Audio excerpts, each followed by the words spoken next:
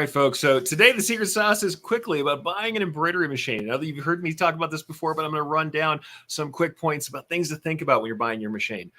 Number one, new versus used. Though used can provide a good savings to you, new machines are going to be a known quantity if they are operating well or not, be under warranty and all that. Well, the great thing is, if you're brand new to this embroidery game, this is something you want to get into, having a new machine that is running well will allow you to understand that it might be technique or something else that could be failing if you're having bad results. Otherwise, if you don't know if the machine's operating correctly, you don't know if the results you're getting are due to those machine problems. So think about that when you're going new versus used and take a look at what's out there. Second, think about the ease of service. The availability of either local technicians or finding out how close technicians are and what happens when that machine breaks down is critical. The increased cost and difficulty of running this machine can make a big difference to whether or not it's worth it to you if you don't have technical service in your area.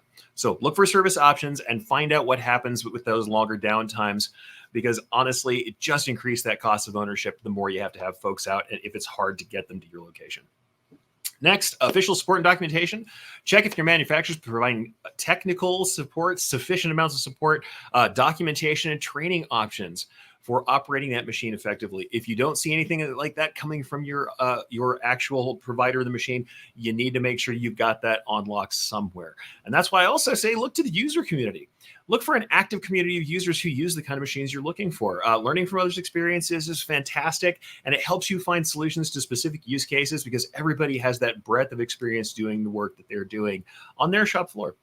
Also, before you add in-house embroidery, if this is what you're doing, you're someone who's doing print, something else, make sure you have that reason in mind why you're doing it. Think about having speed, quality control, unique product offerings, doing the technical, creative work that we talked about today. It's not just as a response to outsourcing costs, because sometimes people find that they would have rather continue to outsource and figure out their pricing rather than bringing in more production. And that leads me to the final thing. No matter what you're bringing into the shop, and I know sometimes folks who are selling equipment might get a little grumpy at me, but beware of shiny object syndrome. When you're adding any new equipment or technology, make sure you're thinking ahead to the market you want to serve and the marketing that you're going to need to do. If you aren't making sales with your current setup, new toys might not be the problem, or at least not the only problem.